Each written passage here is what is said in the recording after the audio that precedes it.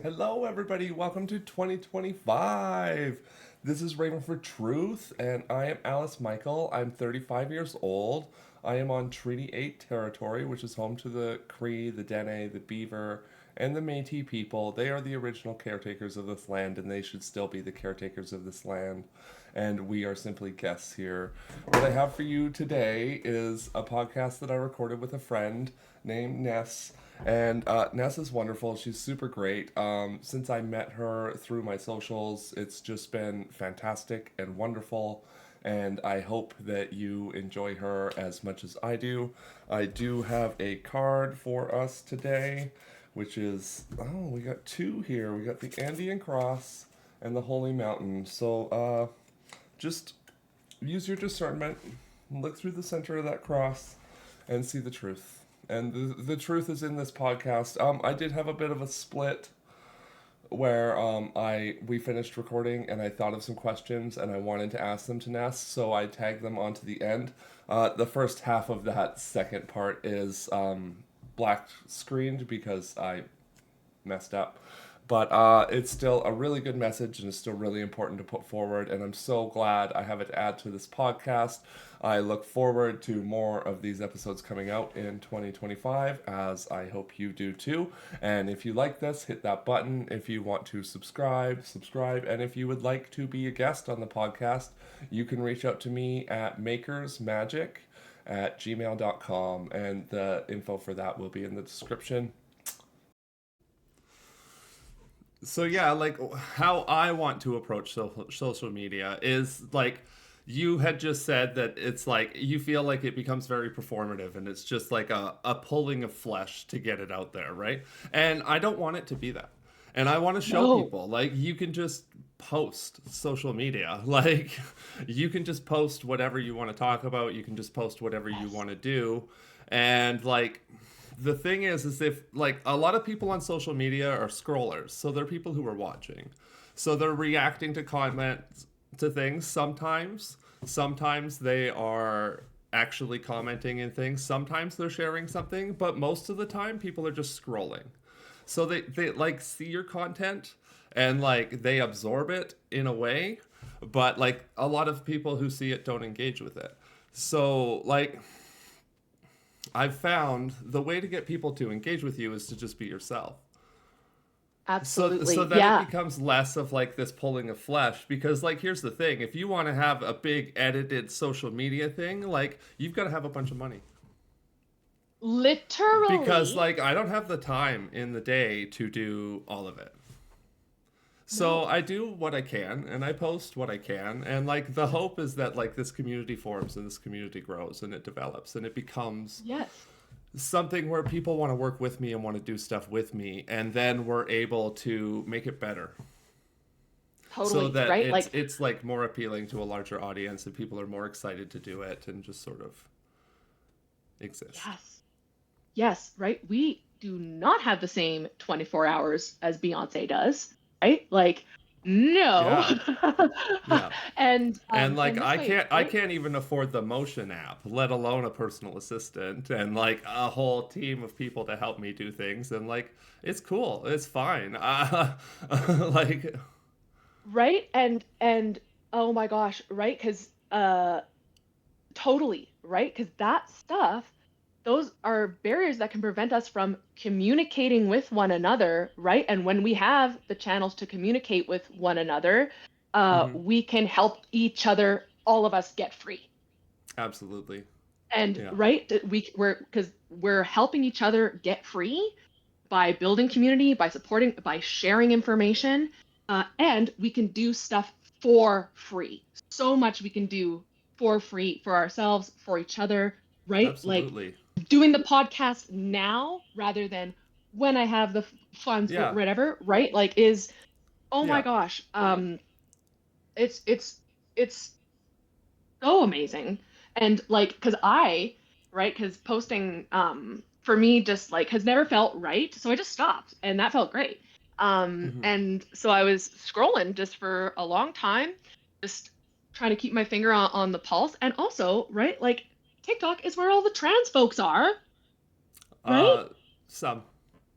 Sub, yeah. Oh my gosh. We're Yeah, right. Sub, everywhere. yeah, yeah, yeah, yeah, yeah, yeah, Yeah. yeah, yeah, yeah, yeah, yeah, Yeah. yeah. Totally, Some don't totally. like This is TikTok, where I some don't say like this, some don't like TikTok is this. where I have found the gender diverse folks, right? Because Absolutely. to- Yeah, that's where you found me. totally, That's where I found you.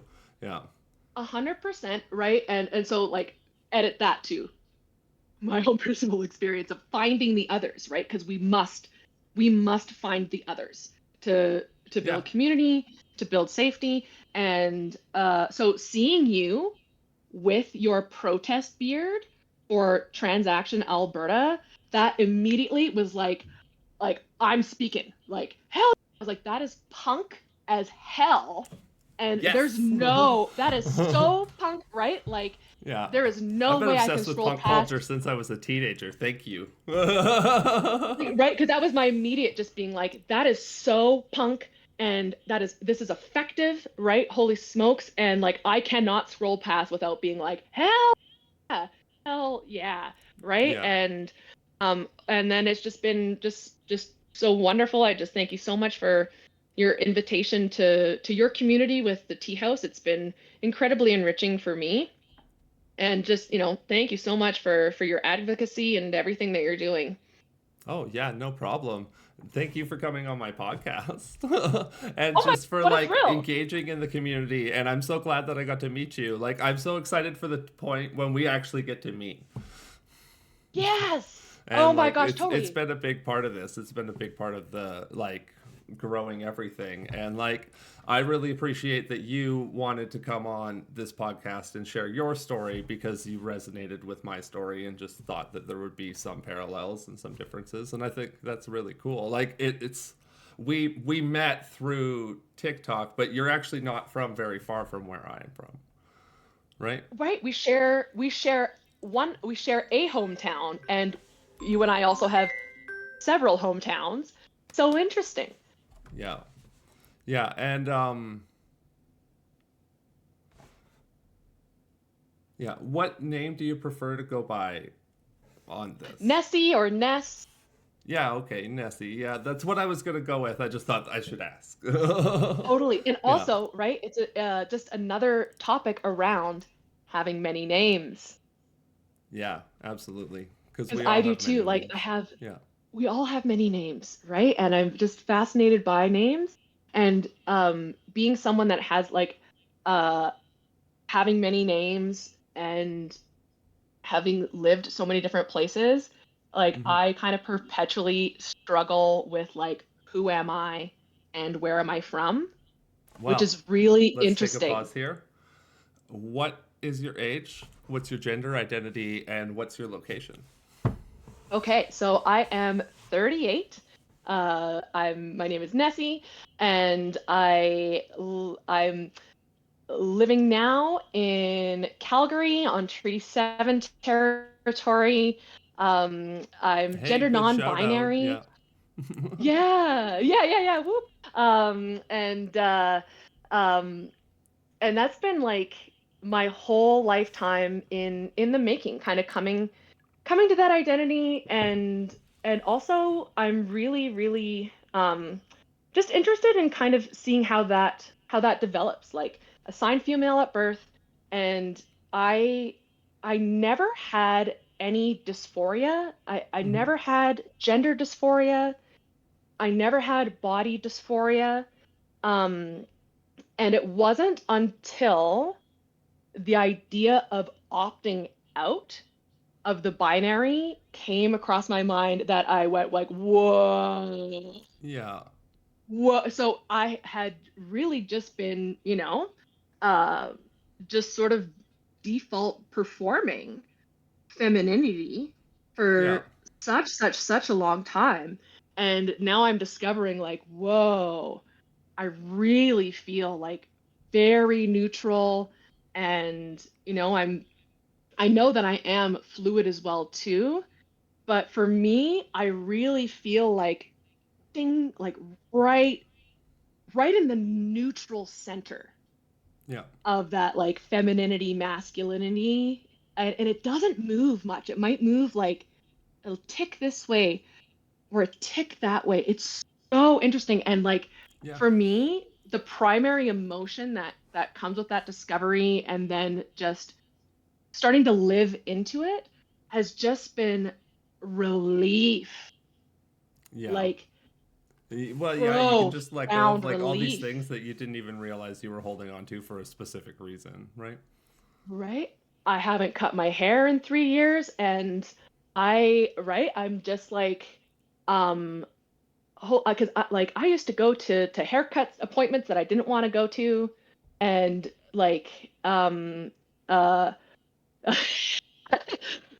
quick, oh boy, quick funny side story. Immediately, um, before my partner and I got married, I was like, all right, might as well scrub up for once. And like, I got a facial and I got like the haircut and all that stuff. And the facial, like, no fault of anybody's, it like literally burned my skin off. Oh no. Like, it was intense. And Yeah. Yeah, the last part before it got spotty, you were just talking about how the facial burn. oh, yeah. So it like burnt off this layer of my skin. And it was like I remember this decision point around just being like, nope, we're gonna have fun. And I don't care that a layer of my skin is burnt off and Yeah. right, like it's just finding that neutral place again. And then after that, it really got me actually thinking about like, I don't want anyone to mess with my body ever again. Like and I haven't gone for a haircut in years, and I didn't know my hair could grow this long. It's been fascinating just like um just finding that neutral space where like I'm not trying to intentionally manipulate anything. My body's not being manipulated by like this is what I would look like if I was feral in the woods for 3 years. And finally just being like, oh, this is me. Like Yeah. this is the body that I have. And like I honestly think I am just starting to come back into my body after like decades and decades of Hmm. dissociation. Like hence the confusion, Yeah. like just hence that like anger around like no, like nobody else is gonna construct what this is. I just am, and I just want to be a human being looking out of my eyeballs at the world and getting connected to my senses again. Yeah. I really like living as a monkey. Like my skincare routine Yeah. is that I wash my face. And like I Yes. don't use soap when I wash my face. I use soap when I wash my hands to like get germs off, and then I wash my face with warm water and then cold water.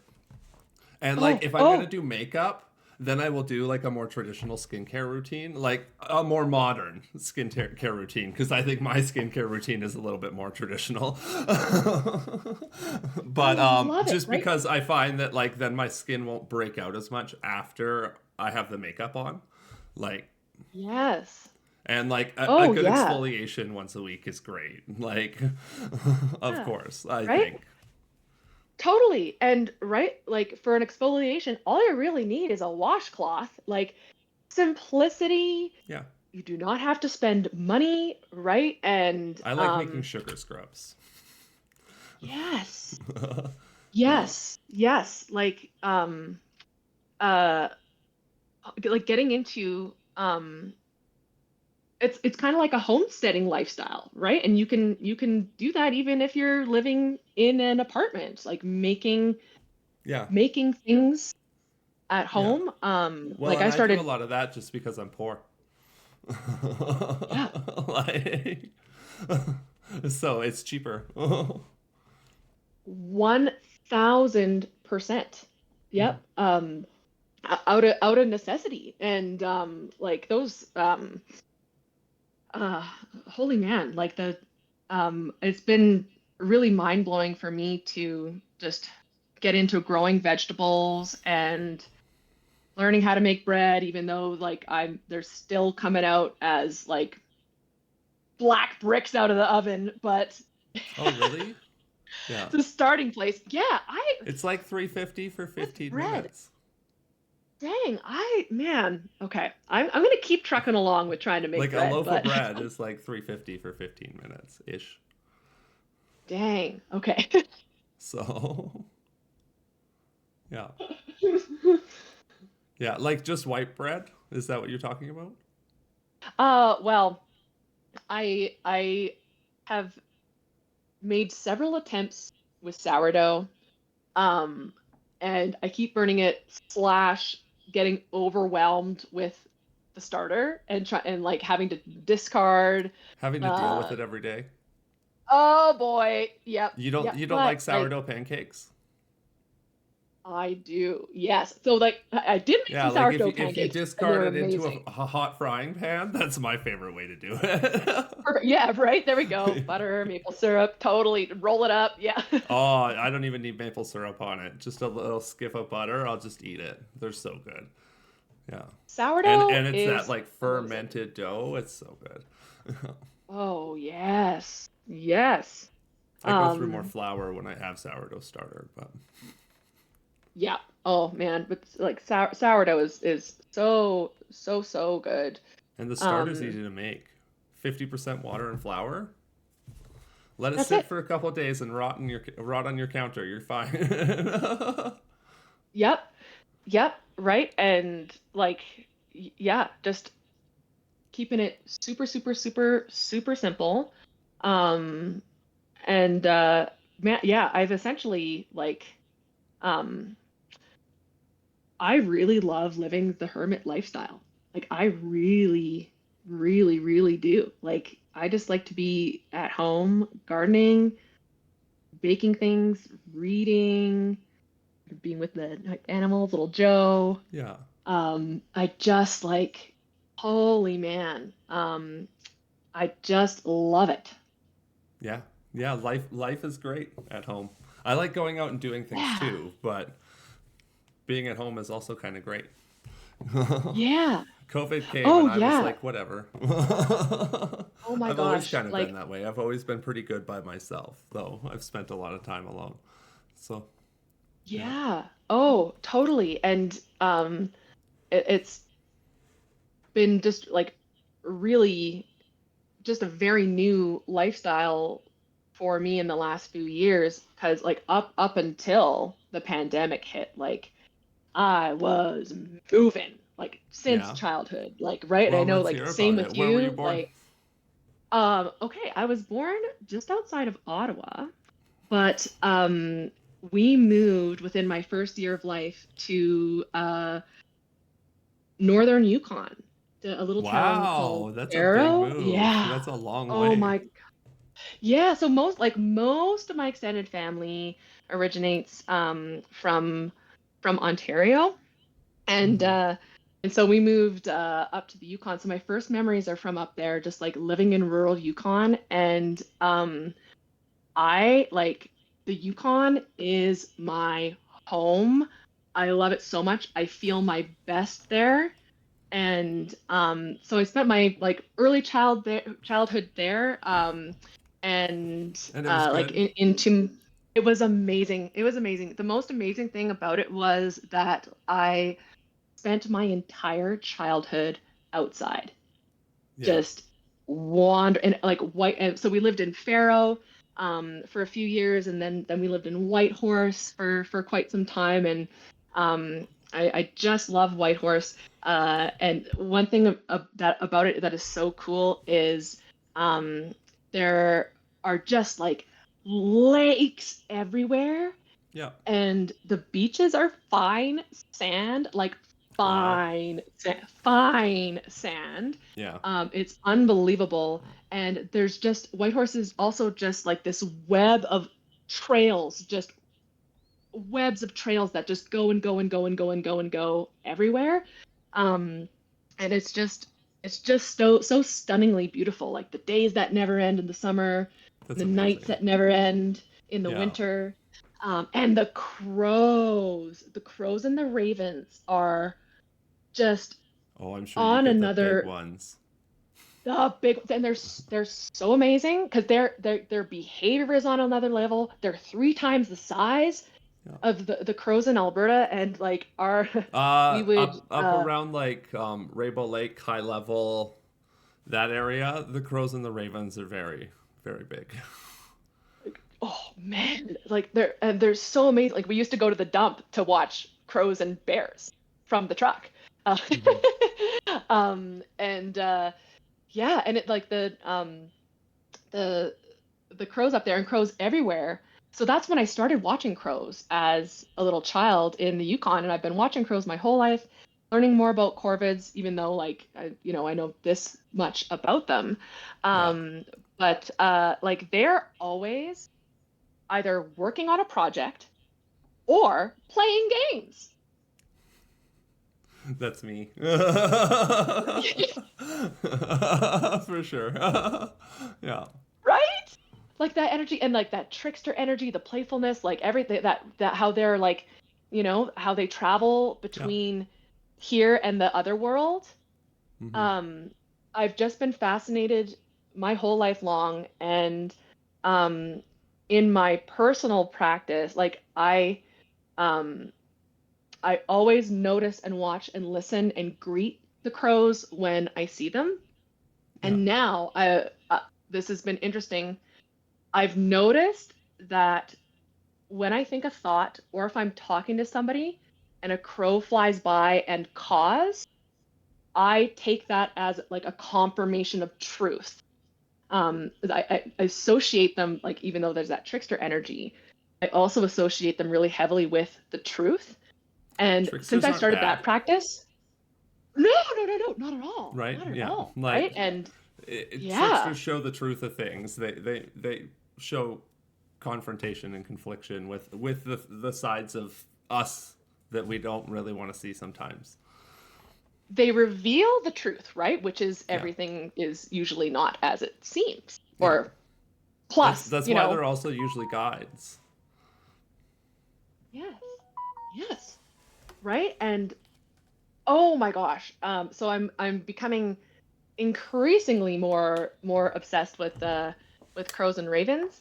And I've been steadily migrating south throughout my life. So like my early childhood was in Whitehorse and the Yukon, and then grade 9 through grade 12, I was in Grande Prairie. That's crazy. Um, That's where I yeah, am. Hey, look at that. GP, GP, right? I know. GP, Like when what? I GP. Oh man, and so I went to high school there, and unfortunately for me, I was Did you go in to the Catholic comp or school. PWA? I went to St. Joseph Catholic High School. Oh, the worst one.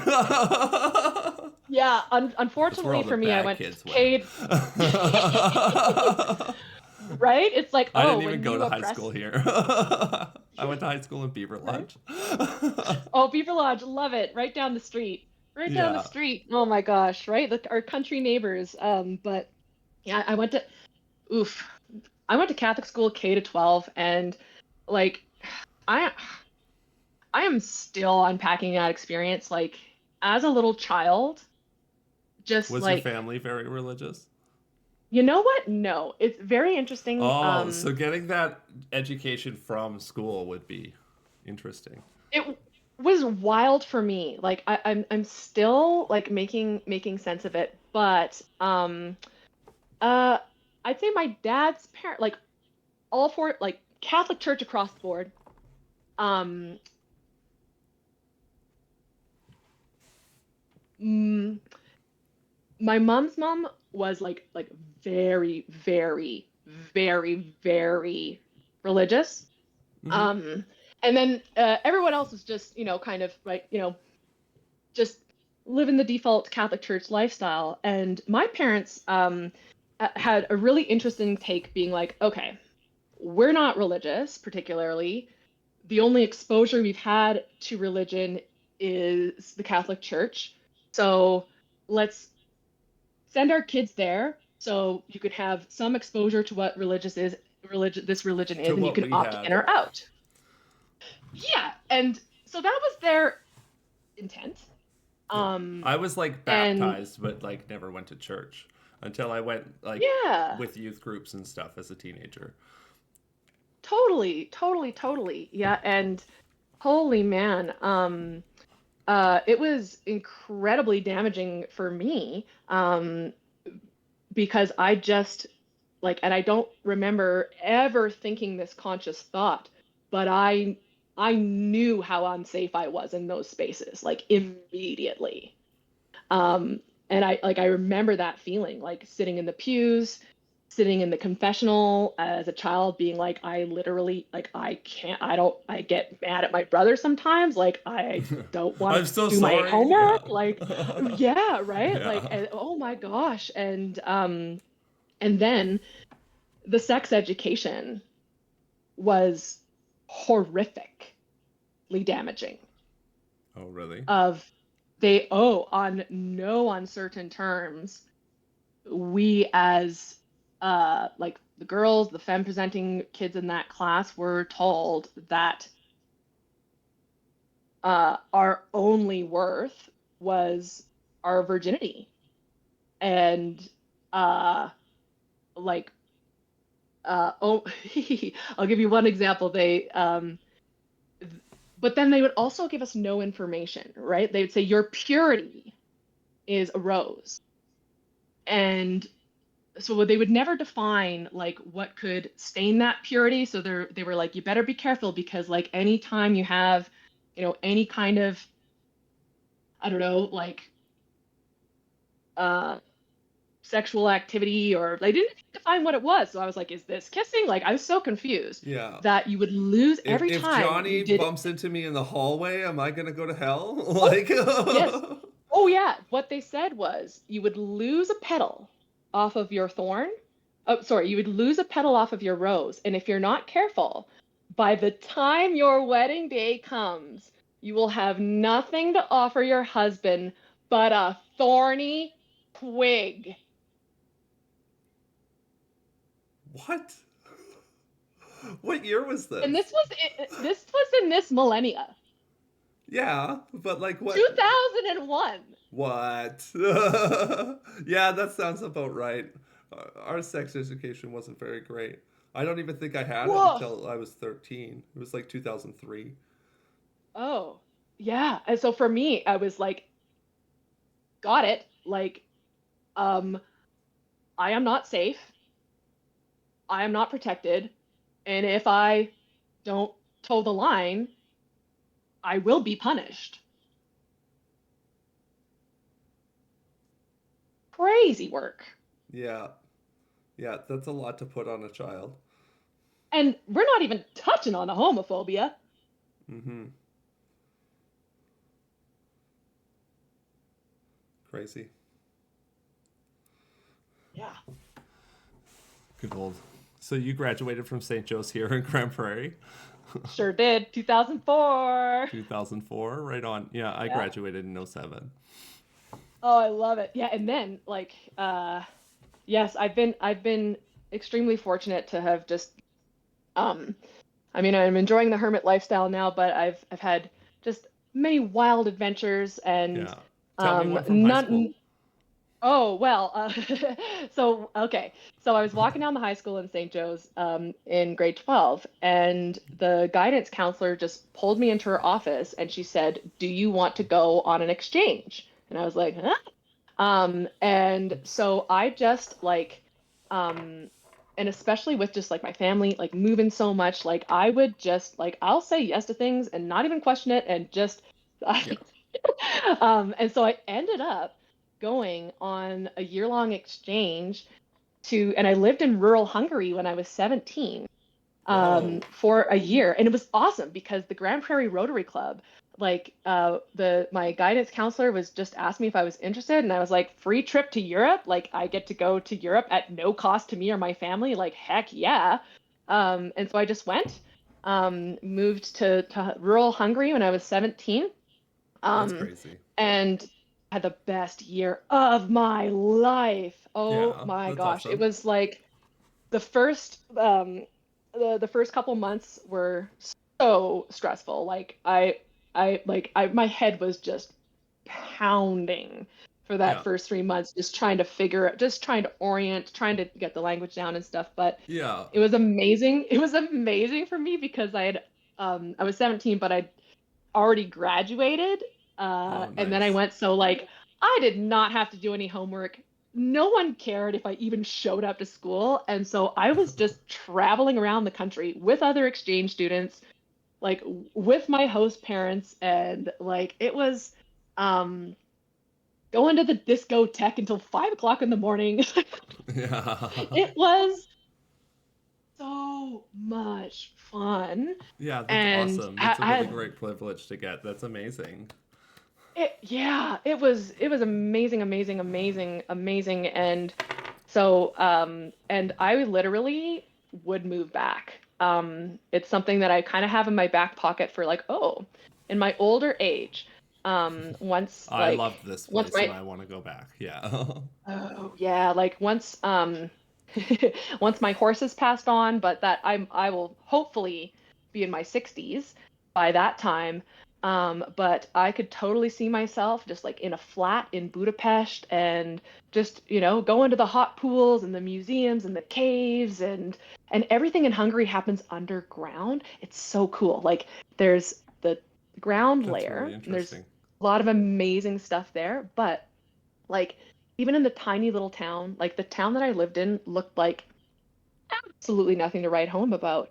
But um, we lived in the wine country, and like they have these grapes that taste like indescribable, like nothing else I've ever tasted in my life. And like everyone has a wine cellar, like underground. You go underground, and it's just like these long tables, and then like the wines, the breads, the cured meats, like Yeah. it's just A cold holy room man. that's Yeah, like there's like also kind of underground, social. so cool, right? Like underground That is really pools cool. that are caves, like spas under the ground that are in caves, and like the clubs and the pubs and like are all underground. It's so cool. And then a year later I came home to Boomtown, Grande Prairie as a young adult. That would be And disorienting. I Yeah. I got I I got whiplash, like major, major whiplash. Yeah. And so it's interesting because I kind of view as like birth to the end of my exchange as like my golden childhood. And I'm so thankful for that like formative period of my life because it got gnarly, gnarly for me after that. And like I wasn't used to being attacked by men until 2005 Boomtown Grand Prairie. I'm no longer a child. I'm a young adult now. And like, I was so used to just like going out in Europe all night and in like, because we'd go out in packs of kids and like nobody Yeah. messed with us. Like literally nobody tried to sexually assault me in that year. Hmm. And I think back and I'm like, wow, like that's wild. Because then coming back to Canada, like coming back to Grande Prairie, and then like university, and then like my whole 20s, um, man, oh man, like uh, it just I feel like it just kind of went from like a super super super light time, like 20 years of light to like 20 years of dark. Hmm. Hmm. Um. Yeah. So yeah, Um. when I graduated in 2007, going out in the bars in Grand Prairie was very much an interesting experience. I wasn't really into it.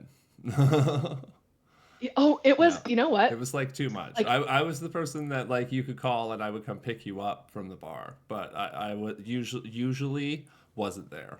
Yeah. Like man, the like couple times I went to the bar, people wanted to fight with me. It was just aggressive. It was just a lot of trouble that it wasn't really worth, a right? 100%, 100%. And thinking back, right? Like, uh, uh um, oof, like, and I still even had no idea how actually unsafe I was. like during those time periods. And that brings me to drinking too. Because like I did not drink or party as a teen. I was a theater kid, and I had my Yeah. like two best friends, and we would watch Lord of the Rings Hmm. together on the weekends and Yeah. do nerd stuff, right?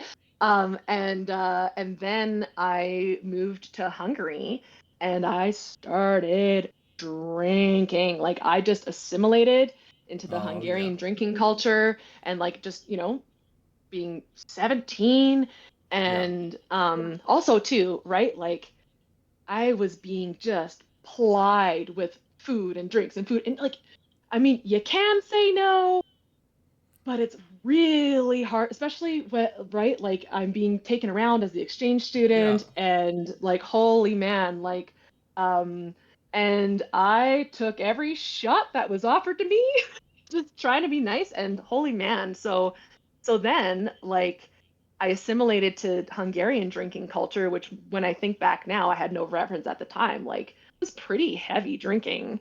Um Yeah. and Yeah. I Those didn't like have any older. academic Yeah. responsibilities. I was just I don't know partying for a year. specifically about Hungary, but Hmm. Heavy, heavy, heavy on the booze. yeah, it's most And then places, right? most 100%, right? And so then I just like kind of landed from like Hungarian drinking culture into like Alberta drinking culture, which wasn't that much different. And like Well, the more root of more that. cocaine involved. Oh gosh, no kidding. And you know what's Yeah. so funny is that like I dodged um that one. Maybe that's why I I'm didn't so get big into the drinking scene. maybe, yeah, and I'm fortunate to have completely dodged that bullet as well, in that uh um right, like no, it was literally just alcohol. And I had no awareness that people were doing drugs around me. Like no awareness. Like um I have a certain naivete about me where I just don't notice that stuff. And yeah, and so like um it really, I think, just came from this pattern of like um just going along with what everybody around me is doing and not questioning it. Hmm. Um which, uh helped me, like, and when you're a child you don't have choices, right? Like you just go along and assimilate to the new school. Like I never found any of that particularly stressful, like starting at a new school and like having to make new friends and all of that kind of stuff. But what Yeah. ended up happening is I didn't develop a self. I just became so flexible and so adaptable and so agreeable. Yeah. And right Yeah. in I my did the same exchange too, I'm thing like, by switching I'm schools a lot. Absolutely understand that. yeah. Yeah. Right. So I'm like, oh, it's all good. Like I'm good anywhere, right? And then in Hungary too, I'm just like I'm just having to adapt to what's going on and like trust these people that like I don't Yeah. even really know yet. And so then, right, like and then that turned into a raging alcohol addiction. I didn't stop drinking until 2018. Wow. So I'm Yeah. like, I was drinking for like almost 15 years. Like not every day, but enough that like It would be drinking on the classified as weekends. alcoholism is like actually a 100. really a Oh, way lower bar than people think it is, right? no, because like I would have cravings, like all of that stuff, right? Or even having the feeling like I need a drink. Like why? Yeah. Like I can't even imagine having that feeling anymore. Um, but I have that feeling for cigarettes. And oh, I oh, probably always will. And I'm not smoking right now. I'm vaping, which is a pretty consistent nicotine replacement for me that gets me leaning towards quitting because I can't oh, afford to smoke for one, and it's bad for yeah. me for another. But Oh man, and I totally get yeah, it. And oh, I I don't I don't smoke, but I love to smoke, and I started smoking in Hungary. oh yeah, But that addiction didn't follow me home. The drinking addiction followed me home, and I think it was just the environment. But like if I got off a plane in Europe right now, I think I would be jonesing for a cigarette. Um, and so I'm like, I tell myself I'll pick it back up when I'm 80. Oh yeah. Yeah. Yeah. I've made that joke about Oh, like trying all the drugs I've never tried. I'm like, yes. when I'm ready to kick the bucket, that's when I'll give those a shot. Yeah. Totally. Yes. 100%. Yeah. But I just, realized that, holy man, right? Like booze is never like it was never getting fully out of my system, even, Mm. socially drinking on the weekends. And then just I feel so fortunate to like my partner and I just stopped drinking together completely. And then the pandemic hit. So that's one of the things that I'm proudest of in my whole life is like doing the whole entire pandemic sober. It was awesome. I felt so proud. And holy man, like yeah, my sobriety is like everything to me now. It's been amazing. But we were talking about, we want to talk a little bit about astrology too. Um, oh my, I was giggling when you were talking with Beth, not Beth, Beck about just the ADHD tangents Mm-hmm. in conversations, and I realized that's um, Joe, right? But it's how we communicate, Oh, right? absolutely. It Yeah. just The is. the I'm going stories come out the all way over they the come place. out, right? Yeah. Yeah, Yeah. yeah, for sure. And right, like I have so much fire and so much water in my chart. I'm a quadruple Scorpio. Oh, And dang. Like all oh, right, all the whole top is Scorpio? my Sun, my Mercury, my Venus, and my Pluto are all in Scorpio in the second house. Oh, yeah. And, It's my yeah, and then the it's rest my midhaven and my Pluto. Yeah. in Scorpio. So we're the Right? Because same Pluto and Scorpio Scorpio, generation. Yeah. we're the emo kids, the millennial emo Yeah, kids. the elder And millennials. We're gonna we're be the little ones that punks, are right? playing D&D and board games in the old folks' home, Exactly. and we're gonna have emo nights and like rave nights and stuff like that for sure. Yes. Oh yeah, right? And like I recently have kind of like been like, "Oh, no wonder I got addicted to alcohol. It's fire water." That's literally what it is. It's fire water.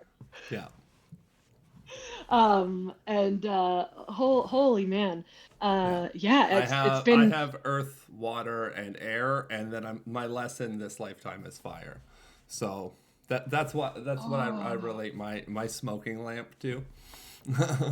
love Yeah. that. And my lesson is definitely earth. Like I have a near earthless chart and like right, like my earth angel Oh Joe, yeah, my your dog, little puppy will she's ground my you for sure. teacher.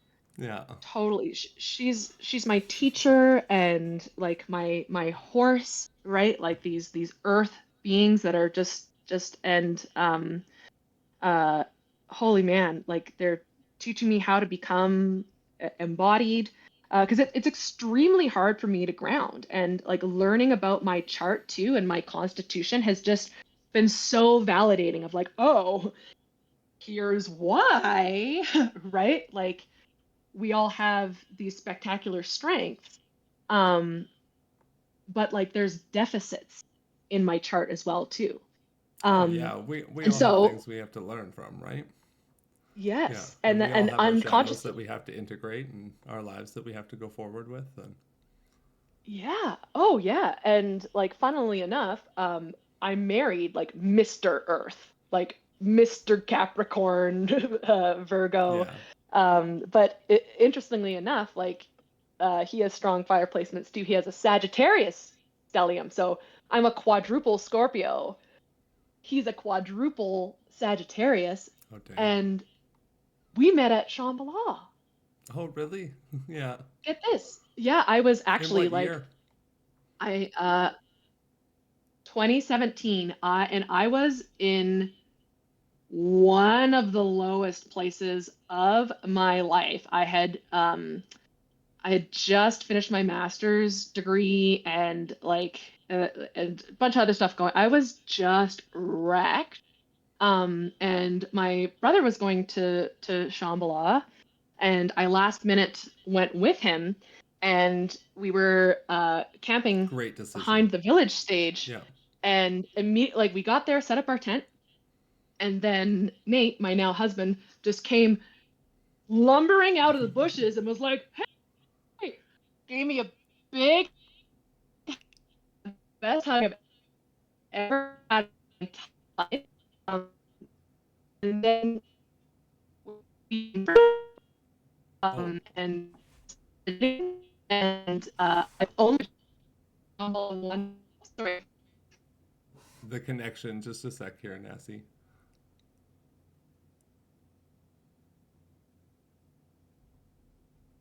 Oh. I hope you like that frozen face of yours you're going to see in the podcast. I'll make sure I put it in so you see it. The connection's like just starting to Yeah. stabilize right now. Yeah, it was like. I love it. I love it. Yeah. Yeah. So like it started to disconnect as you were saying your husband gave you like the best hug ever the first time he met you. Totally. Yeah. And like we've just pretty much been inseparable ever since. I've and you know what? That first when I went to shop, like I really I really didn't participate much. Um, I was just, yep. Oh yeah, the audio's just a little off with the video now, but that's okay. Oh, dang. Okay. Um, well, maybe maybe we can cut this part out too, because I want to tell you a secret about Shambhala and me. Nate surprised me. So he built and designed the village stage, and it's a new version. Like it is He built that? man. You married the person who built Yeah. that? Why is this a special Yeah. secret? Why can't I share this in the podcast? Oh no, no, you can share that. You can share that. Okay. So okay, oh yeah, but so yes, like he's the art director of the village stage. Um Okay. and so um the new build of the stage, Beautiful. isn't that amazing? I Yes. lost my friggin' mind. And so if and also too I like but then in that 2022 went to Shambhala and got I don't even want to know how many kinds of COVID. God, I have never gotten so sick. So that was like amazing. But then, like, of course, I'm like, what was I thinking? Like, right? And I'm like, I Yeah. don't regret going because it was I don't We regret went in going because it's amazing. 2019. Yeah. Smart. Oh man, right? And then It was great. Yeah, nobody got sick. oh, we got so fucking sick, and now, right? And now, like, long hauling. Um, but that has Yeah. forced me to rearrange my life because I was dying in the government clinics. Like, Yeah. right? Like, and I know, right? Like, just that, like, all those years in such a high octane profession, like, and I wouldn't have stopped unless I got so gravely ill that I could not continue, and that's what happened. Yeah. Yeah, totally, for sure. Okay, Right? so I Oh. have your connection back. So let's go back to the story about when you met your husband. Oh yeah. Yes, okay. So yeah, I went to Shambhala um with my brother in 2017, and I was not doing good during that period of Yeah. time. Like I was still drinking, and like I did not get it, right? Like, and Shambhala is a dry festival. So I'm like, where's the beer? Like Yeah. I've met so right? many And then people like that at also Shambhala. Yeah. that was me. That was me in Yeah. 2017. Hilarious, right? I look back and I'm just like, oh, honey, like, oh, like, oh. And then also that next thought of like, how am I gonna make it through these next 4 days at this party and there's no booze, right? Yeah. And so it was actually good for me because, I'm just really, really fortunate that, and I don't know how this happened. Like literally nobody has ever offered me drugs ever in my life. Isn't that wild? That is And I'm wild. so thankful. I'm so Even I'm when you so were at Shambhala, like Shambhala's a dry festival, but it is not a sober festival. Yes, yes, and like literally even at Shambhala. Um, and like that time I was like It's just depresso, like preordained. You not don't need it. You're good. totally. But I just find that really fascinating. But I also am like, ooh, dang, right? Like you talk about like, like being big and loud and having a lot of energy and stuff. And like I'm the same way. Like I'm almost 6 feet tall. I'm loud. I'm like very gregarious. And like I was drinking all those years. I'm like, dang, people thought I was probably already like off my tree on drugs because of my energy. Perhaps. I don't know. But I'm Or so just you didn't need it. or I just didn't, yes, and I'm so thankful because like I did not need it. Did not need it, and I'm just so grateful that it just never crossed my path. And even at Shambhala, and so I was there for 4 days, dried out, which was good, stone cold sober. I struggled, like it was really hard. I was like just overwhelmed. Um, and going back in 2022 was like really fun. I got to take it all in, and so yeah, I mean, I certainly hope to go back again. It's really Yeah. amazing. Yeah, and the connection issues. You told me that your husband built the village stage, the new village stage. So like, he married Yes. the guy who did that, which I am in awe. I want to meet him. Tell him I love him. Oh, Alice, you would. It is my home at Shambhala. When I go to Shambhala, I live in the village, and like I was so happy with the way it was redesigned and the way it was reworked. Oh yeah. Oh my gosh, totally. And like I cannot wait for you to meet Nate. Yeah. You're gonna love it. Like his energy is just like so amazing. Like I find that like I really connect with people who have like um right like a blend of feminine and masculine energy. Hmm. And that's Nate too. Like I'm non-binary, bisexual, and uh we call ourselves the gayest straight couple in town. That's adorable. It's really Yeah. right. Like at first glance, uh, I think we're pretty um, cishet presenting at first glance. Absolutely, we are. Um, and like that just gets me thinking about uh, compet in general. And like it literally did take me almost 40 years to figure out my bisexuality. I literally just brushed it off. So interesting. Um, my solution to trying to stay safe in the environment that I was to just not date at all. Um, so I didn't start dating until university. Um, and but holy man, like How long after you came back from Hungary did you go to university? right away, Yeah. right away. So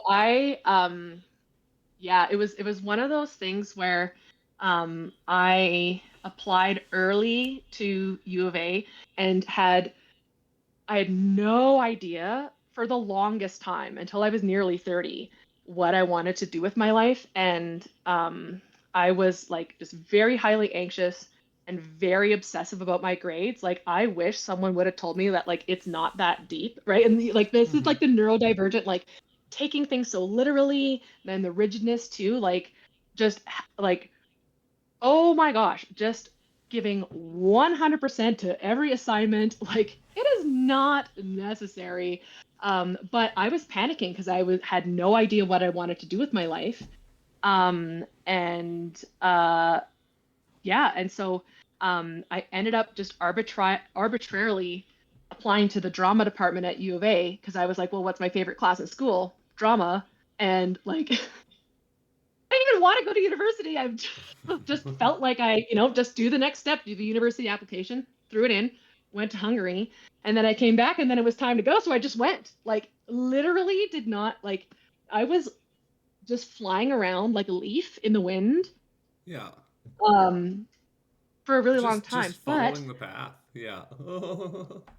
following that, um, and that was a huge point of insecurity for me for a long time because I'm just like, I don't know who I am. I don't have any direction. Like, what's wrong with me? But now looking back, um, like each of those adventures and each of those chapters were just like so critical Yeah. in That's how you all were of the figuring become. out who you were. That's how you were figuring out where you were going, right? You just Yes, had to like be the leaf in the wind. totally. Yeah, I did too. 100%, right? And uh yeah, like I wouldn't change anything. I'm so grateful for those experiences. And yeah, and what I really got out of my drama degree was my best friend Larice, who lives in Vancouver. Like the education was That's amazing, awesome. And all you of got a that stuff, master's right? in it? No, I completed my degree and then I was working in the nonprofit for a few years, which I enjoyed. I was working for the John Howard Society, Okay. doing like criminal justice education and like going into Cool. the Calgary Young Offender Center and like yeah, like where the prison reform and restorative justice work I loved. But then I just knew that like uh-oh, um, the oh man, um, the nonprofit world was you know, not even going to pay me enough to live my life. Hmm. Being a degreed, right? Like having the Yeah. degree and everything. So I worked for a few years and then like literally um, I have been obsessed with psychology my whole entire life. And so I just bit the bullet and was like, I'm going back to school. I think I was 28 or 29. And I did my master's in counseling and then I went on to register as a psychologist. And so that has been calling me this whole entire time. Um and like and now in my work as a trauma therapist, I'm pulling that theater education. I'm able to pull from all of those foundational experiences. It's Yeah. been really amazing. But I had no idea what I was doing, no plans for the future, like um, uh, for the longest time. Yeah, absolutely. Like just kind of just went with it, right? And I mean, it seems to have Totally. worked out. Yeah, Yeah. right? Yeah, absolutely. Yeah. And And right, you said being you had horses growing up? Like was that through the Yukon and stuff? no, that I've been in love with horses my whole life. And actually, yeah, I would say that it's from the Yukon. There are, oh, if you on Facebook, there's the page Yukon Wild Horses, Cool. and the Yukoners, oh my gosh, Alice, they've got trail cams, and it's this community group who just take the That's most amazing. spectacular footage of this stunning herd that lives up in the Yukon. That's amazing. And it's so Do you know what I've amazing. been watching And for 2 days? what? A ferret rescue live stream. They have like 56 ferrets, and like it's a streamer. He's a pretty popular streamer actually. He's called Pirate Software, and he's a game developer. He makes video games, but he also runs a ferret rescue in Washington, Virginia, I think. Who will? Yeah, and like they've got a lot of ferrets in there, and I think mostly his partner runs it, and like they stream it on his channel because then it gets more viewers, and yeah, they all the revenue from that stream goes straight into the rescue and into fostering these ferrets, and most of them end up staying there, but Mm, and it's so cute. mm-hmm. But I was sick, Oh, so I started watching it. So yeah, I would totally check out horse trail cam live streams too. oh, so cool. Oh, I'm like fascinated Yeah. about I've met the Rocky Mountain wild horses. I've met the horses there just because I worked in oh, that area and like I love horses, so I stopped and said hello. But like I just yes. think they're so beautiful. Oh my gosh, they they're so majestic. And yeah, I in my teen years, like in Grande Prairie, we lived on a small acreage, and so for a few years, I had two horses there. It was amazing. Um, and then, um, like I remember telling you that um, I must have been just like so dissociated at the time, because I knew that I was moving to Europe and then going to university. And uh, so we had to sell the horses, and I literally cannot remember those events. Isn't that wild? No. It's not, right? Because Yeah, like I'm looking like, back, but like, and whoa, just with the knowledge yikes. of like how that stuff works now, yeah, it's not that wild. Totally. Yep. Yeah.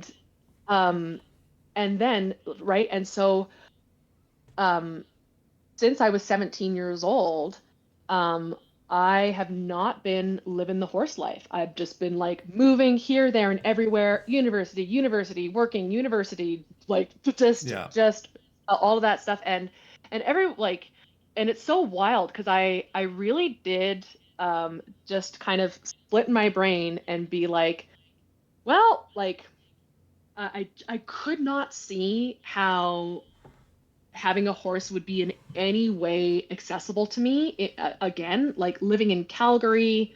Hmm. And so every once in a while, I would search like stables and stuff and just be like, this is so prohibitively expensive. Like, it's never going to happen. And so I would longingly sometimes just like dip in and just look a little bit, but like I wouldn't even like let myself Yeah. think about horses for Hmm. like 20 years. And then one of my coworkers, um, she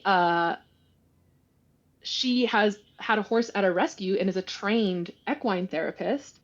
And so of course she and I just started talking about horses. I let her know how much of a horse girl I am, and then we ended up having the opportunity to pilot an equine therapy group for veterans, and it was amazing. And so I started going to the Dare to Dream horse rescue just outside of Langdon.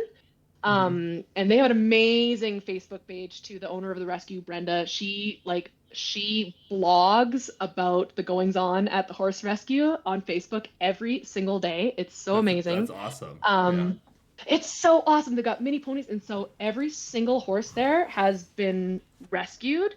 Most of them from going to slaughter, and and so I that summer, last summer, 2023, I adopted my dream horse, River, and she's at the rescue. And like it's completely and totally changed my life. I'm like, oh, I am a horse girl. I was born a horse girl. I will always be a horse girl, and I'm literally the only person in my family who has any interest in horses whatsoever. Like it's just part of who I am. I'm so glad I didn't go my whole entire life not connecting with that part of myself again. But I think it was inevitable. But I really thought there for a while that it wasn't going to happen for me again. Yeah. And you made it work. You dared to dream. Yeah, exactly. Yep. Yep. For sure. For sure. Yep. Yeah. Yeah. Dare to dream like I begged all of my people in my life to help me get this horse. It Yeah. worked. Yeah. Absolutely right. I Yeah. found their website. It's dare with the number two dreamhorserescue.ca, and they have a Facebook group. Which is Dare TO Dream. So, Yeah. so yeah, Yeah. Yeah, but the it's group's it's got phenomenal. 5.3 thousand members. I am attempting to join it from my Facebook page Oh, right now. excellent, Alice. And then so you'll see updates. And you know it's great too because we were just talking about how like, oh, this is great. Like I can be a part of these communities where there is a social media element, but Hmm. like I am sometimes on the page and I'm totally fine with that because I'm not trying to curate my image with my horse. It's I am a part of the whole, Yeah. And I I am sometimes and covering also too, my image right now with someone else's horse, and I am and not putting their and name on the internet. no, and I don't have to respond to the comments or the DMs, because that's what I find overwhelming about social media is like, uh-oh, like I can send a message or a comment when I feel like it, but I struggle with responsiveness. Uh, Oh like yeah. oh yeah, so I'm like, ooh, I really do actually need to be kind of a ghost on social media because I'm not capable of like facilitating, moderating, or like even responding to things. Hmm. I understand that. I like doing it. Hmm. I like replying to people's comments. Totally. Yeah. Yeah, right. And I'm like, and that's Yeah. okay. I can Right? still Yeah, we all participate have in our ways own that are path. good for me. Yeah. Hmm. I mean, you're willing to be a guest on a podcast. That's pretty putting yourself out there on Yeah, social media to a degree, right? In its own way. to a degree. So it's like this Yeah. is like such a big step for me. And so awesome to be like, hey, like here is a safe space and container that I can participate in. And then also not have to worry about managing the thing that then goes out into the world and responding and things like that. I can just show up in the container, and then I don't Hmm. have to split myself into pieces. Yeah. Sometimes I wish I could do that with my content creation. I wish I could just like sit down, turn it on, send it to somebody else, and walk away. Right? I'd make a lot more. Yeah, yeah, yeah. That's for sure. Yeah. Yeah. Oh Yeah. my gosh, I'm just so excited for like what the future has to hold for Yeah. your podcast. And right, like it was the idea of community, like becoming a community mama, that really resonated with me because I am on that path now. I don't have my own kids, which is amazing for me because like I am anti Nessie, and I have like It takes a I have a niece and village. nephew. It does, and so many of my friends have kids, and I'm like, I have bandwidth for their kids. Yeah. Tonight, Friday night, Joe and I are going to babysit my niece and nephew, and like there's nothing I'd rather be doing on this earth. And like that it brings me so much joy to be a community auntie and mama. Family Um, member. like when Yeah. I was listening to your podcast, you're talking about like being a community mama, also being raised by community mamas. Yeah. I thought about my best friend Naomi. I was like, oh my gosh, I hope that like I want Naomi to go on the pod. Because we did youth drop-in. We took care of the kids of Grande Prairie for free in our Yeah. drop-in Through program for Kool-Aid Society, years. right? Shout out Kool-Aid to Kool-Aid Society. Society. They're still kicking. Oh Yeah. yeah. Oh my gosh. They have a And right, different and location, Naomi, but yeah, she was the heart and soul of that program, and just like if like the ultimate community mama, and so profound. Like we would have kids that we cared for at 6 years old come back in at 16 for support and to come and hang and like that. Oh my gosh, what a profound experience. And that was my first opportunity. Like that's where I got my training wheels of becoming a community mama. And it's only becoming increasingly and increasingly more important to me to be like a good, like an active, supportive community auntie. that's awesome. Yeah. You have space to do that in my Discord server if it's ever Yes, needed. Yeah. yes, right. And the Discord's like, this is my first foray into Discord, but man, do I love it. Like it's, like, It's uh, interesting. Yeah. I it's like very it. Yeah. cool. It's very cool. Yeah. At some point, I would like to get it set up so it has like a safe space for youth to exist in it. But I Right. feel personally that I don't have the security level for that, so I'm not willing to do it. Like, Yep. if a kid stumbled Yep. in there, I would take care of them. But I I, Yes. I just I need help. I was a general laborer for years. I don't know how to do all this tech stuff. Mhm. Right. And I it know how takes to a swing a village, right? hammer. And I'm pretty good at paramedicine. So I'm good at talking to Yes. people. That's Oh man, right? And like, if those ain't apocalypse skills, I don't know what is. Like I it think they are. Yeah. I 100%. And I'm so grateful to have those kinds of skills as well because I did I've done just like a ton of construction work, driving like operating equipment. I'm so grateful that I know how to operate equipment and I right,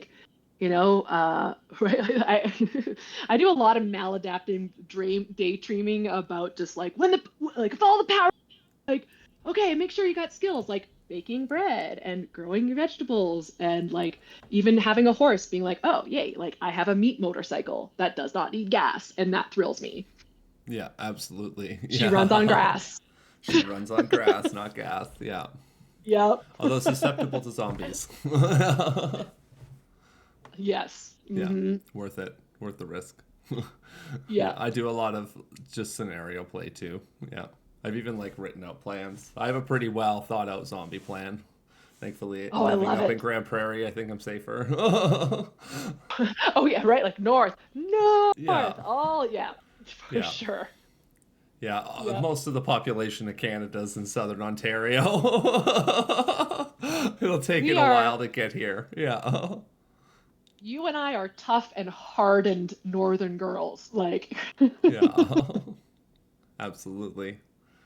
yeah. You went and survived a year in Hungary. Didn't know anybody, figured out life. That takes a lot. Yeah. Yeah. Sounds like you crushed it Yeah. too. It sounds like you had a really interesting life. And like you said you were doing government work with your therapy stuff, right? So you were in a hospital and doing like was it like emergent therapy? Well, oh yeah, I'll tell you a little bit about my journey there. So, Yeah, like whatever you can, yeah, like obviously. I once know there's a huge swath of yeah. that you probably can't talk about. Oh, um, oh yeah, but like as once I got my license, I started working at the Calgary Eating Disorder Program, and that was like such an amazing, such an amazing experience My son's in for it right now. me. And oh, at My the oldest son. the Yeah. Calgary program. Yep. Oh, okay. Uh, my mind, of course, just opened a whole folder of resources and stuff that, of course, and like obviously happy to chat about this stuff at any time. But it was really, and that's also, um, that is where yeah, around that 2018 time, that was like the beginning of my sobriety journey. And it was like I needed to be sober to have the discipline to survive like treating people during the pandemic. I'm like, oh my gosh, thank God I got sober at that time. Because then That's pretty I lucky. got a Yeah. job. It would have made it a lot Oh, harder, I think. Yeah.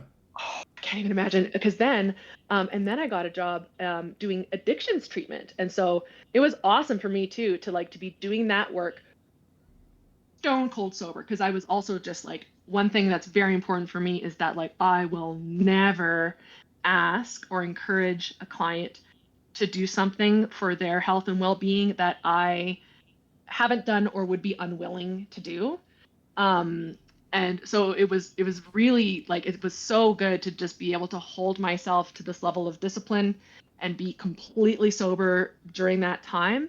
And then just as the pandemic went on, like, you know what? I was hanging on, doing good, good morale, until I got COVID in 2022, and then it all kind of crumbled. That got Um, me too. and oh man, oh Yeah. man. Like June Um, 2022 is when I finally caught COVID and it changed everything. Same. Yeah. I had just come back to Yep. work from taking July. like a short leave and I never made it back to work. I crumpled and crashed again by November and I've been trying to pick up the pieces ever since. Oh my gosh. Same, same, right? Like it was July for me, but literally the same. And so from there, um I mean I had already started doing a little bit of private practice. And so then essentially like I just pivoted to just private practice and Um, it's been honestly like kind of a rough year just um figuring out how much I can work um Mm-hmm. in a healthy way. Um, but also, right, like, and that lots of losses, uh, um, and but at the same time, my quality of life is getting so much better around just, having choice. Like this is the first, like I had become so institutionalized, and I still am. Like if I'm, let's say I have appointments in the afternoon, I go to the grocery store in the morning on a weekday. Like I feel like the cops are gonna come and get me. Like it is like I am really just, like in this, like trying to deinstitutionalize myself. Um, Yeah. and it's been wild, and like I knew that the crash was coming like once I like finally had like wrapped up all my files at the clinics and got everything like tickety boo. And then like holy man, like the crash was a crash. It was very scary. Like I did not, I remember talking with you about being like, I do not trust that my energy is going to come back. And I don't even need it all to come back. I just need some Yeah. Yeah, just that little bit, right? Just that something just to just to be be able to keep it functional. going. Yeah. I've been so grateful how Literally. much of my energy I have been able to reclaim because I had a lot and I lost a lot. Yeah. Devastating, right? It's like, oh, like devastating and life-saving at the same time, eh? Yeah, absolutely. Totally. Yeah. Yeah. There was like Holy grace man, of oh God man. in those moments for sure. Yeah. Yes. Oh, I feel the need to ask you to pull a card. Would that be okay? Absolutely. It's just not just it's my antique anatomy tarot deck. Oh, perfect. It's the 6 of Rods. So balance, Ooh. success. Ooh. There's yellow flowers on there, lots of joy, energy, lots of happiness, lots of goodness. That's good. Yeah, That's a nice positive omen. absolutely. Yeah. The balance. So Did you say after balance? yeah, I said balance. Yeah, Mm-hmm. 6 is Mm-hmm. always balance in my head. Yep. All the evens And what are is in my head. what do the rods represent? It's staves. It's wands. So it's fire. Oh, It's wands. energy. It's just sort of movement and creation. Yeah. Cool. Oh, so cool. Yeah. Absolutely. Do you feel good on your story? Do you have anything else you want to Oh, share? yes. Oh, yes. No, no, no, no, no. Of course, right? Like I'm just having that like ADHD anxiety come up, brain just being like, oh my gosh, I blabbed. I The connection cut out thank you again. so much. It was like perfect too. It was like, no, oh no, I'm just, and it froze.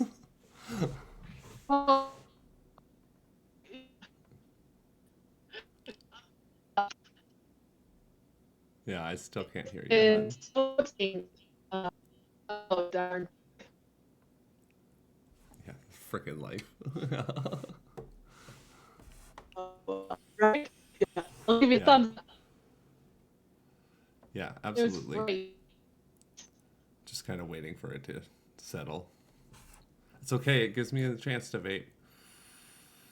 But I think it's good. I think once it Mhm. stabilizes, we can just kind of do our goodbyes, and then we can shut her down. It's a good length. I loved your story. I think it'll be great.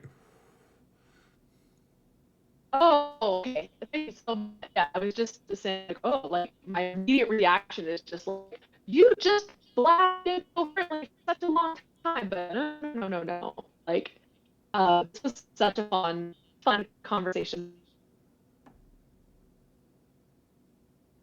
Yeah, yeah, it was. It was super fun, and that's just like the stuff that was supposed to come out is the stuff that's supposed to come out. That's how I think of it.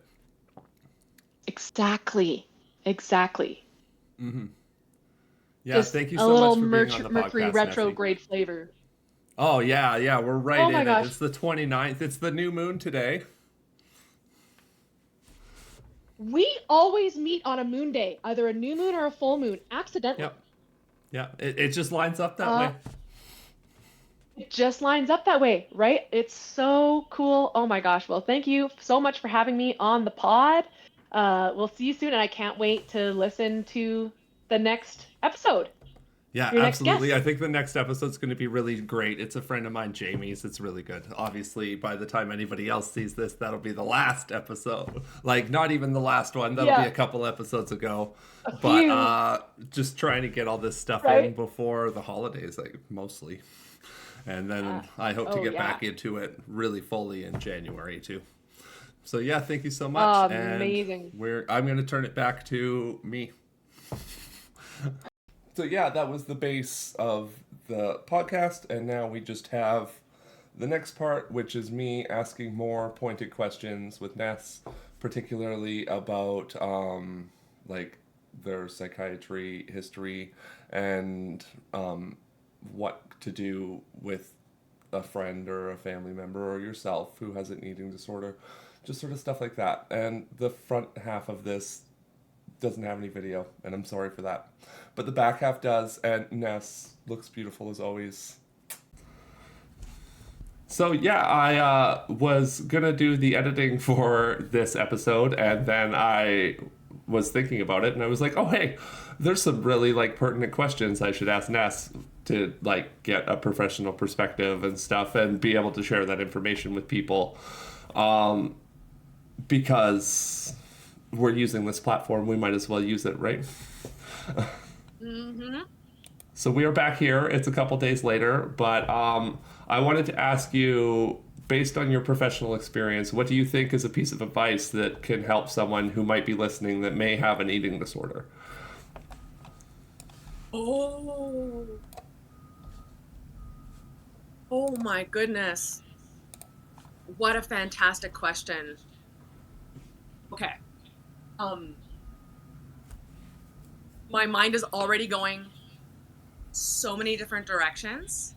Absolutely. Um, What's like the first thought?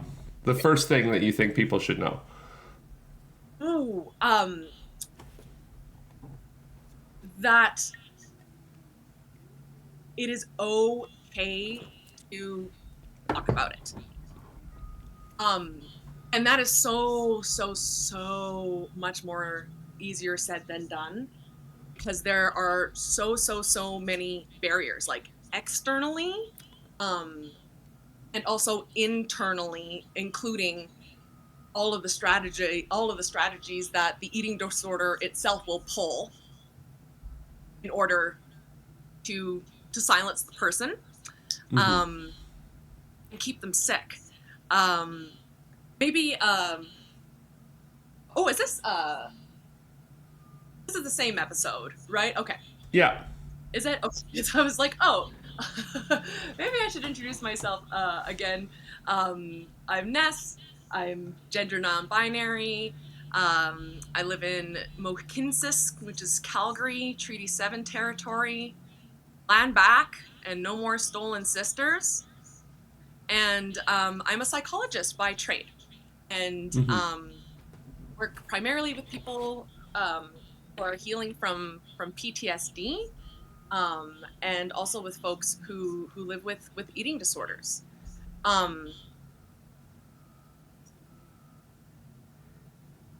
And I even, what I want to say is that it's safe to talk about it, but I know that that's actually not true a good majority of the time. Pop into my And so Discord. I You can come talk about it there. If you see this and you absolutely, need a safe space and you don't feel like you have one, because that is absolutely valid, right? And if you feel like the and people in your life aren't going to be helpful and provide a safe space, then pop into my Discord. And like Ness is even in there, so. absolutely. Oh my gosh, yes. And find the safe spaces. That would be the other thing. and find the others. Find the others. We need support. Isolation and really worsen eating disorder symptoms. It's kind of like fuel for the fire. Oh my gosh. And yeah, in terms of finding those safe places, I mean, in Alberta, there's the Eating Disorder Support Network of Alberta, and we have like a few other programs. We have the Alberta Wellness Center for Eating Disorders, which is kind of new down here in Calgary. Also, too, if you have a family doctor, or even if you don't, even if you go into a walk-in and you share they have an eating disorder, or like I'm concerned about some eating disorder behaviors, thoughts, urges that are coming up, your doctor should be able to refer you or direct you to good support or a good treatment provider. And if not, if you are dismissed in your doctor's office or dismissed by your teacher or just whoever you disclose to, please keep going. Please keep going. Absolutely. That would be my other piece of advice. And holy man, having an eating disorder is incredibly challenging, and we need support to be able to overcome an eating disorder. Just like we talked about, it really takes a village. Yeah, it's one of those really community focused things, right? Like it's even like with addictions and stuff, it takes everyone involved. Everyone. Absolutely. Yep. 100%. Oh my gosh. And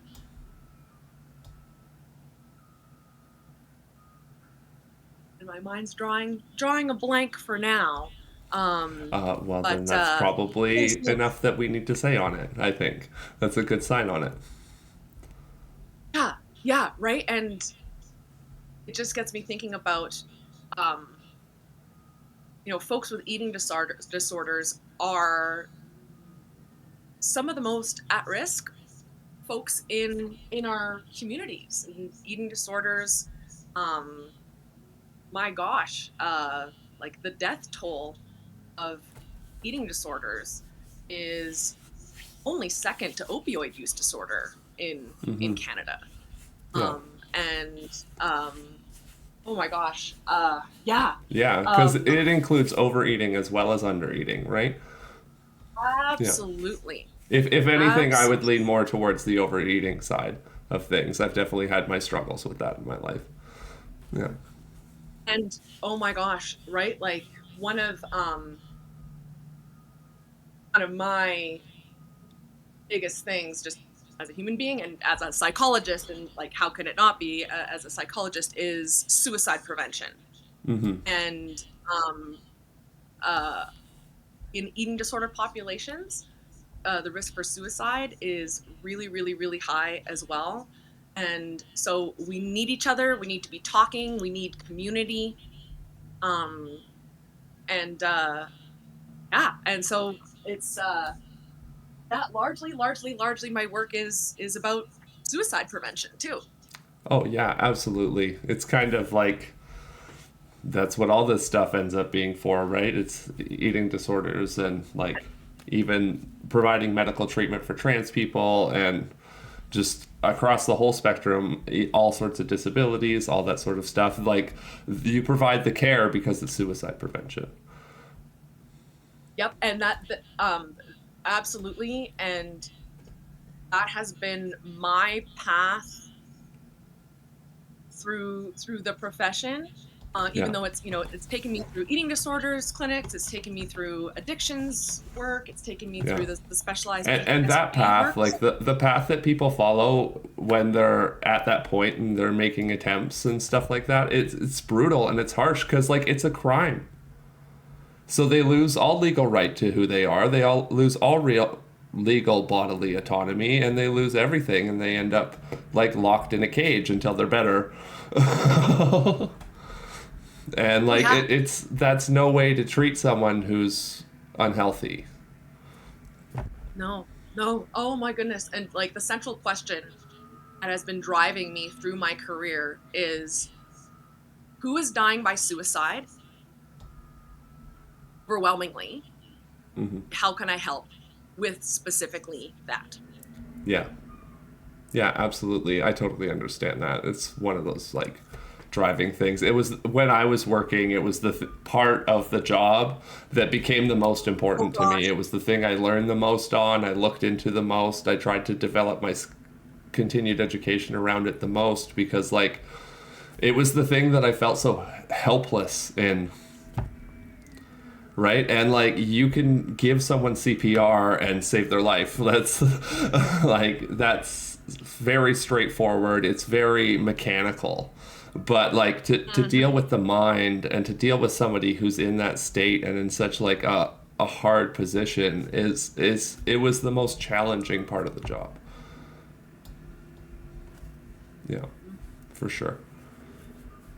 But I have some other questions. Do you want to talk about something that's a little more personal? Sure. Yeah, absolutely. Okay. Yeah, I was just wondering if you found any tools and any things you had learned in your schooling that have benefited you in your own burnout recovery. Oh, Right? I wrote these questions down and I was like, these are solid and I need to ask Ness these questions. Because I should have asked them as we were going through. Oh gosh, yeah, and holy smokes, so many things. I gotta say, it has been the humbling of a lifetime, and ooh, oh gosh, I struggle to even like come up with like a handful of examples because it's just it's oof.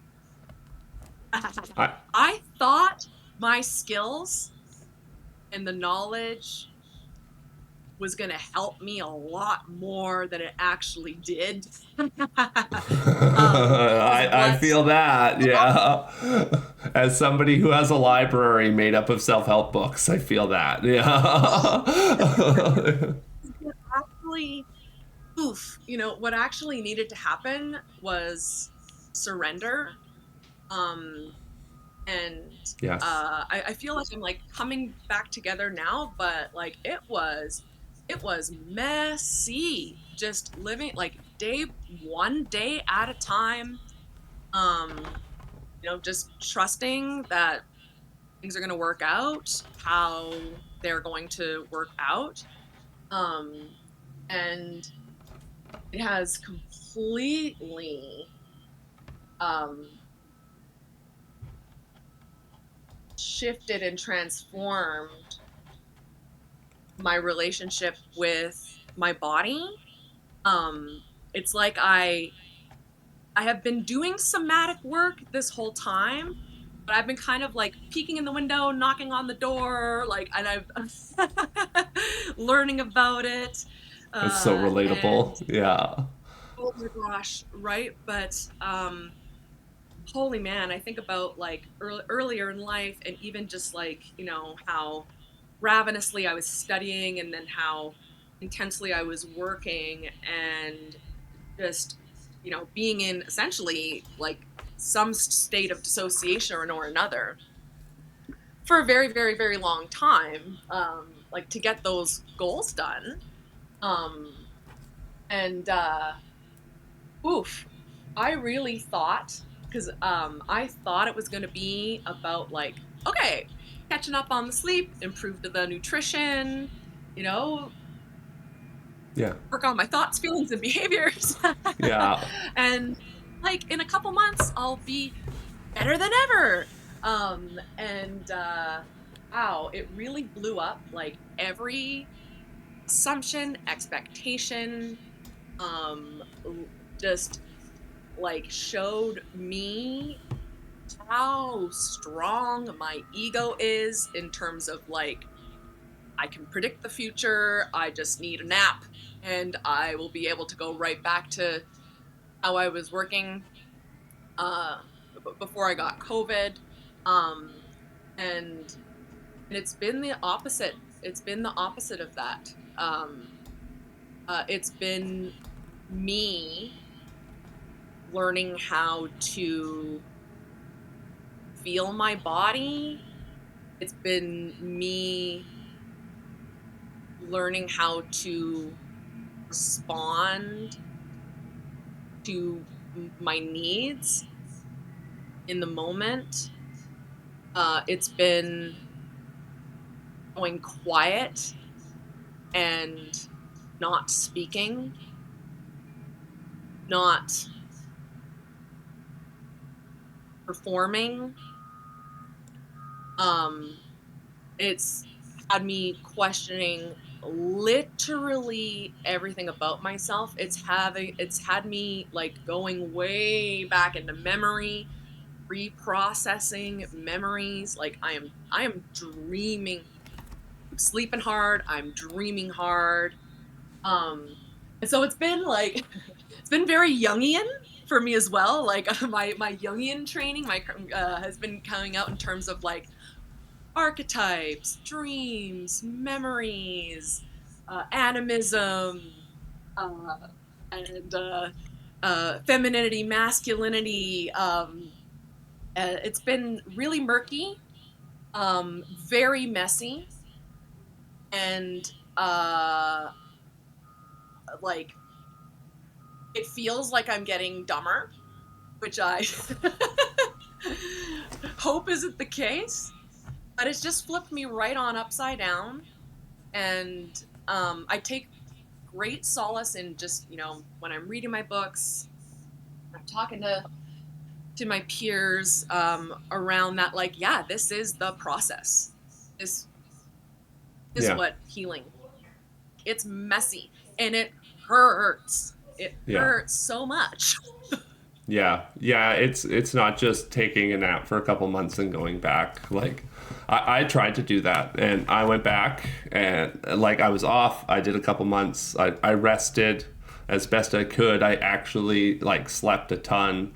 I felt like I had my body back at least, and I went back to work, and then I got COVID, and then everything just snowballed out from there. And like I was off again within 6 months, and I could barely walk some days, and like other days I was like fine, but like, and like it was that like I would get pushed with a drive of you have to do this now, and I would keep doing it and I would keep going, and it wasn't until I landed in this space and I actually had a space where I could just give up, right? Like, and just let it all go, that I actually started to heal.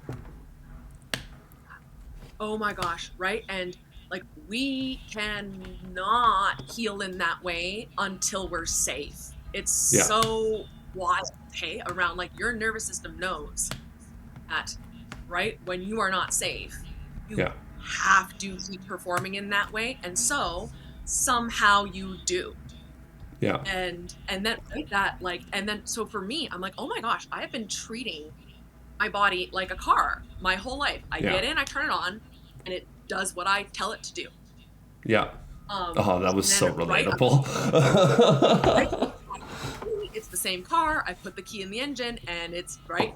Engine's not even turning on, let alone this car isn't going anywhere, right? Yeah, you can change the battery out and everything. It's still not going to turn on. Like, and that was shocking to me. It's really, I have been operating, just redlining for me too years. Well, and my like consistent drive was always consistent action. It was like, I as long as I'm continuing to do things, it's going to be okay, and it's going to work out, and it's going to be okay. But when you can't do things, and your brain's going, you need to do things. That's how we make it better. That's how we make it okay. That's how we make it work. That's how we drive the car, man. Yep. Yeah. And you got the gas and the brakes at the same time going. Yeah, and just spinning out the tires and destroying your brake pads, and yeah, Oh, it's yeah. crazy. Oh yeah. On that note, I am doing the self-love audit with Jamie Yeah, this week. awesome. And- That's so great. Yeah. Oh my god! Right? So I'm just like, oh, I'll have so much more to like report back on the theme of. Oh yeah, tell me all about it. I want to hear all about it. Yes, and burnout and unconditional love. That fascinated me when I was answering the questions and he asked, "Do you love yourself unconditionally?" I just felt it was like yes, no, yes, no, yes, no, yes, just Yeah. confusion, Yeah. confusion. And I'm so excited to talk about that with him. And just since answering that question, like just between when I signed up to do Jamie's self-love audit and now I had a revelation around like, oh, like why the first voice that comes in is like, no, you do not get to love yourself unconditionally. And so then I ask myself why, and the answer that I get is because of colonialism. Like I have such like I'm like, oh, part of me feels like I shouldn't be here, like on this land, as a white settler. I mean, my family's been in Canada since pre-Confederation Canada, New France. I have Métis grandmothers. However, I just have this discomfort in my own skin. Discomfort living on this land, and so much shame about genocide. I'm like, oh, that's what it is. Because I'm like, why? Like, why can't I answer yes to this question? Yeah. And there it is. I'm like, oh, it's like, right? Like, that's a hard question to answer because like that shouldn't ultimately affect your love of yourself, right? Yeah. But then, the egg then explains all of that around like, the egg. Hearing Jamie read the egg. Yeah. That was. Oh yeah, that's a good one. Yeah. If somebody's like, watching this and they don't know what we're talking about, it's Jamie's Waken to Love's episode of the podcast. Yeah. The egg, right? Oh my gosh, right? Because I'm just like, I cannot reconcile genocidal violence, and like, this is the makeup of my flesh and blood. Oh my goodness. And I just like, I have so much rage and so much anger. Did you ever read Braiding Sweetgrass? You know what's wild? It's been on my list, and I found it in my little free library at the park by my house. Somebody left it there. Oh, that's amazing. Yeah. Braiding Sweetgrass is a book by Robin... Where I just saw it. Robin Wall Kimmerer. That's her last. Yeah, Kimmerer. And she's an Indigenous woman. She's also a botanist who I think she was on the East Coast of the U.S. working and just sort of living and existing. And there's a line in there that she's talking about how colonizers need to learn how to become Indigenous. Like, we need to learn how to live on the land that we're on and live with it, because, like, I've always felt like I've been constantly moving and I've been constantly going, and, like, the more I stop and the more I slow down and like pay attention to my yard and like the animals that exist in it and go for walks outside in my local area, like those are the things that make me feel better, and those are the things that bring me joy. And like it really struck a chord with me with what she was talking about, because like we do really need to stop just using the land as a tool, and we need to start just living on it, right? And I think if we were willing to do that, then the indigenous people in this area would be more willing to share it with us. And like, I don't have an answer. And like, if somebody was like, get off my land, colonizer, I would be like, well, that's true. And okay. But like, I don't know.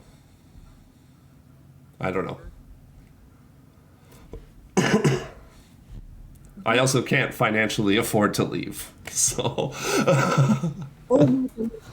that part I just gotta let it go. I felt right, like right of just I found myself too, and just like just found myself in that place many times in just like processing and like checking the exits, right, and just being like, is there an ethical place for me to be and reside on this earth? And I mean, the closest I can kind of get to is like, well, I could move to Ireland. Yeah. But then again, well, also and the problem right? is that all that place was colonized too. Literally. Like the same things happen. Yeah. Right? And then I think that, and then I'm like, well, I can make a big production about my sadness and my rage and my feelings about all of this. Or I could stay where I was planted, continue to do the work, keep decolonizing, and keep going.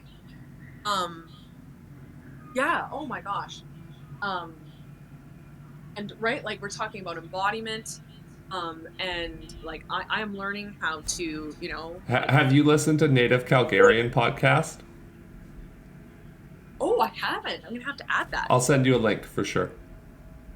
Oh yes, please. That would be it's local to you, and I follow her. Connecting with the land. Yep. Absolutely. And like literally the backyard. Yeah, like if you want to do a step, take care of what's around you. Stop abusing it, stop treating it like it's a tool. Actually live with it, interact with the souls that are around you, even if it's just a bug. Yes. Oh my gosh, yes. Yeah. So I had one more question, and again, entirely unrelated, completely ADHD, these questions. But I just want to know what sort of creative projects you're working on. Like, what are you working on right now that's creative? Oh, okay. Okay. Poetry. Oh, right on. And a film. Ooh. Yes.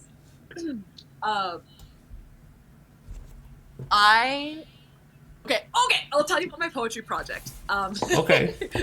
And then I'll tell you about the film. I'll tell you the title of the film, and then I'll have to tell you the rest off the recording, because oh yeah, totally. I don't want to spoil it too much. Yeah. But so I have not written poetry since I was a child, but I started recently downloading poems. And how this has happened is I was falling asleep one night, and I was awakened by a poem, and it woke me up. I like this book, and fully formed, this haiku just dropped, a 3-line haiku. So I wrote it down, went back to sleep, and I've had 3 other haikus that have come to me in a trance state. One was while I was walking with my horse, and we were walking and walking and walking, and another haiku popped in. And so I don't write them. They just like instantaneously Yeah. pop into my mind. And I have 4 now. So I have this little collection of haikus. Oh, cool. And thank you so much. Yeah, they're haikus. And I call them hypnopompic poems because that state, and this is like material from my licensure exam I did so many years ago. But a hypnopompic, like hallucination, or a hypnopompic state is when you're being a transitional state from being asleep to awake. Mm-hmm.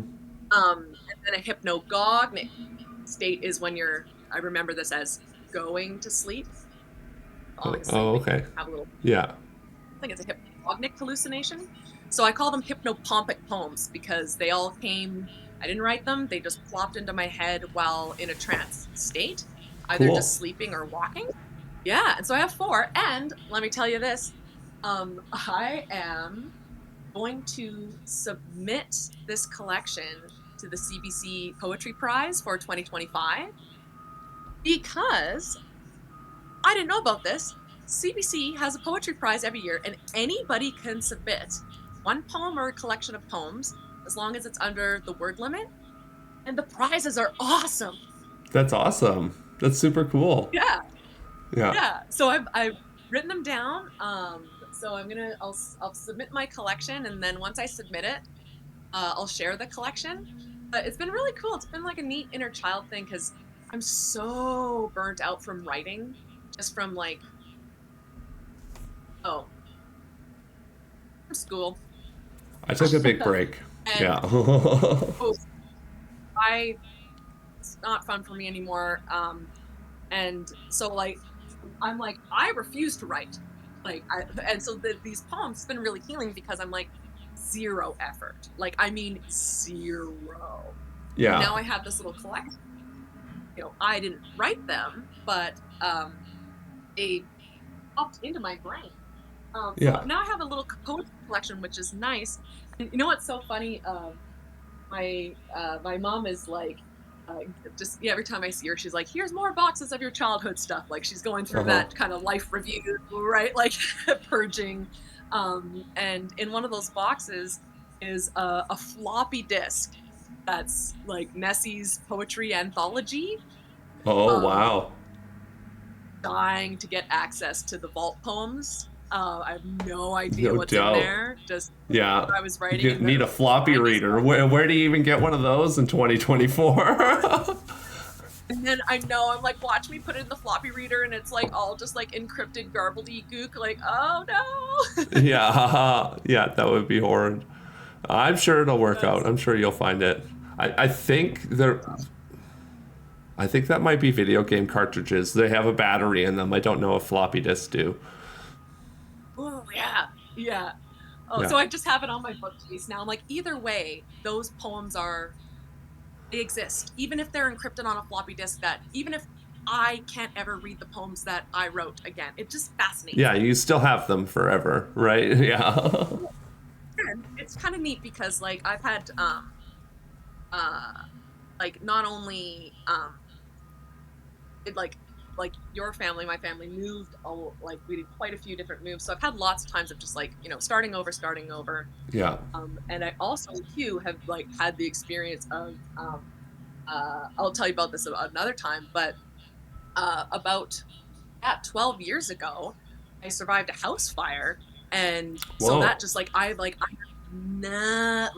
was a full reset of just like, I do not have possessions. I do not have photos, like nothing. That would be a big one. Yeah. Oh, it was huge, right? Like, oh my goodness. Yeah. That was quite the event, and quite a turning point in my life as well too, right? Because for sure. Start life again. You start life again, right? When something like that happens. And so it's been healing for me that now I have a physical collection of my poems, and they're so short, I can recite the whole thing. These poems can never be taken away from me. Yeah. So cool. Yeah, that's super cool. That's So amazing. full circle. Yay! Yeah, so I'm getting back into poetry. I love poetry. Poetry is the medium that I'm just really vibing with right now. It's super great. It's super fun. Yeah. I like writing little poems. I like doing silly little poems. I rhyme all the time with my kids too. If I find something that rhymes, I just make a comment on it. Sometimes I'll turn it into a little rhyme. But it's always Oh my gosh. fascinated with me. It's always been interesting, right? The little old lady who swallowed the pie, that was a Yeah. cute one. Thanks. That Uh, was a uh, fun video to make. Yeah. do you know the Found a Peanut song? It's kind of similar. Yeah. Yeah. Yep. Yeah. Sing that one too. But I will tell you about the film. Yeah. What's And up with that? so the film's happening now. Let's hope that I win the CBC Poetry Prize. Let's throw that out there, or one of them. Could you imagine? Why not? I Yeah. mean, why not, right? Why not? It's Just throw always it out worth there. trying. It's always worth trying. Oh, totally, right? Um, okay, so the name of the film is The Hag, Ooh. and it's gonna be scary as fuck. Oh, awesome. That's amazing. Oh, I love that. it's gonna be. Okay, I'll tell you as much as I can without like spoiling the whole entire thing. It's gonna be black and white. It's gonna be mostly silent, and it's going to be terrifying. That's amazing. And yeah, that was it. I don't really have anything else to say. It was a good story. There's good information in there. If you liked it, give it a like, give us a subscribe, support this so that we can do more of this. Peace, love, and unicorns. Later, Gators.